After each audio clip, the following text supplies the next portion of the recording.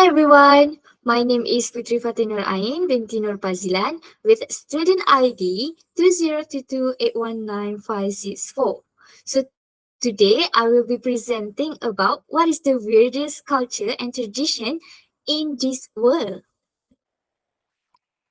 As we know, there are a lot of cultures and traditions being practiced in Malaysia, right? Such as fasting in a month, perform hornbill dance in Sarawak, doing henna on fingers, and more others. These Malaysian cultures seem normal to us, but it can be weird from other perspective of people. According to the Prices Atlas of Ethnographic Societies, there are about 3,814 cultures around the world, which consists of 7 continents and 235 countries.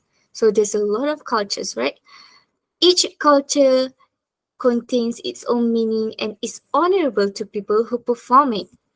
So, don't you ever felt curious and wondering what is other culture and tradition that being practiced in other countries?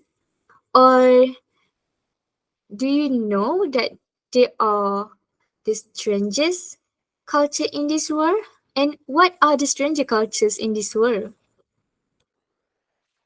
So,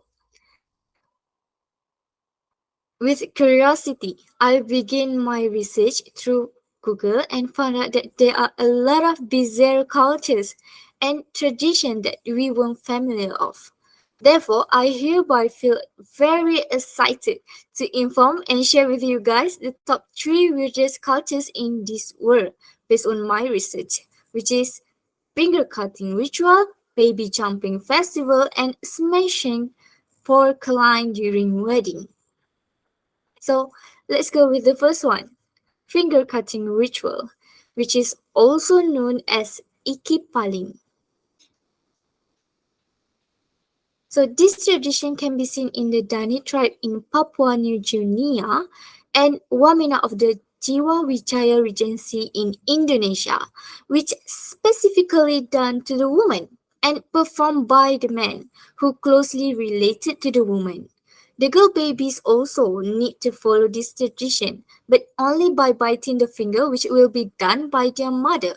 During the amputation ritual, during the amputation ritual, all of the men wear kotekas or penis sheath armed with spears and arrows together decorated with a dried out gourd to give a symbol of sexual prowess. So during this ritual, the finger will be weakened by chewing on them and then follow with tying a rope tightly around the upper half finger and let it go numb for about 30 minutes so it can be painless when cutting off the finger. The finger then will be cut off using axe or stone blade. So in order to stop the bleeding after the removal of the top finger, the open wound will be burned and the removed top finger will be either burned into ashes or stored in a special place. But this practice nowadays has been banned by the Indonesian government. But there are still, even though the government had banned this tradition, but there are still people still perform this practice secretly. So it also can be seen existed through old women with amputated fingers and hands. So what's the meaning? What's the point of finger cutting ritual? Based on the research done by Chandler Lichfield, this amputation ritual is done to delight and send away the spirits together a way to express sadness through physical pain. It is also believed that the disease will continue to exist in the village if the disease is powerful person while alive. The finger biting practice to the baby symbolizes a longer lifespan, narrowing ways of life, and to uh, look attractive surround the people. So let's go with the second one. Baby Jumping Festival, or called as El Salto del Colaco in Spain, which means the jump of the devil. This Catholic celebration has been performed for years in the mid-June since 1920 in Castelló de Murcia, located in Spain. This festival began with the red and yellow masked devils that hold a stick of horse-tail being escorted through the village by a few members from Brotherhood of the Blessed Sacrament of Minerva. So at the right picture, you can see the yellow masked devils and being escorted by the black goods men, which is the members of the Brotherhood, which can be also viewed as the Catholic or religious club members.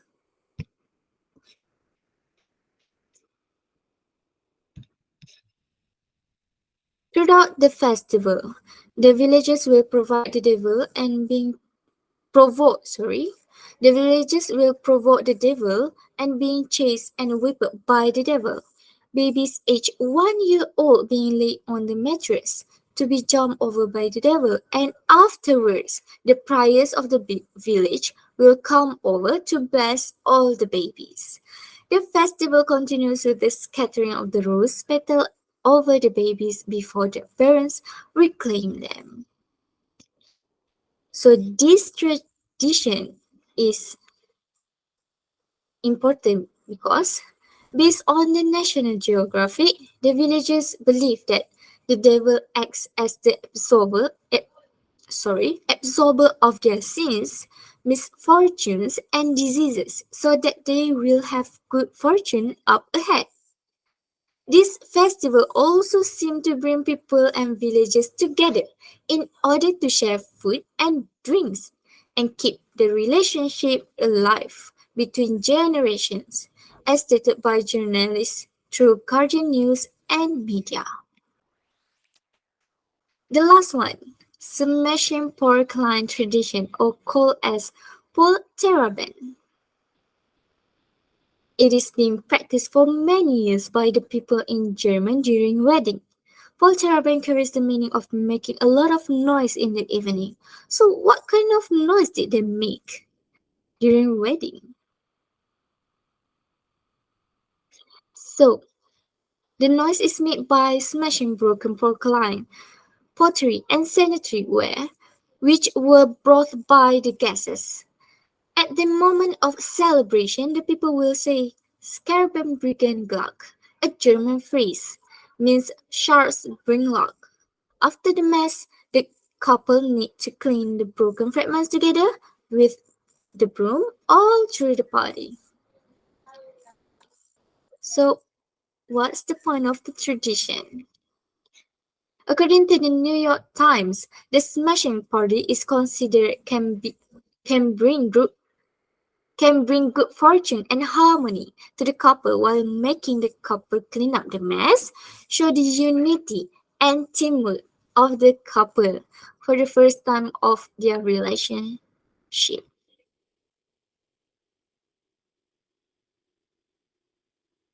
Okay, that's the last one. Overall, there are a variety of cultures and traditions around the world which can be amazing and surprisingly jaw-dropping to be seen, such as finger-cutting rituals, baby jumping festival, and smashing pork line during wedding. What do you think? It's weird, right? But it's a good knowledge to be explored. So all of these traditions have their own meaning and have been followed for years. Rather than being in the same region and practices, we might miss out on a lot of cultures happening around the world. Who knows, we might live in a different country in the future. So this knowledge can help you recognize the world and understand the meaning without suddenly doing something absurd, and you might destroy your tradition ceremony. Last but not least, everything is beautiful to begin with. So explore the world. Don't just be in your comfort zone. It's a waste to not explore the world. It's a waste to not explore the world. So that's all for me. Thank you for hearing till the end. Goodbye.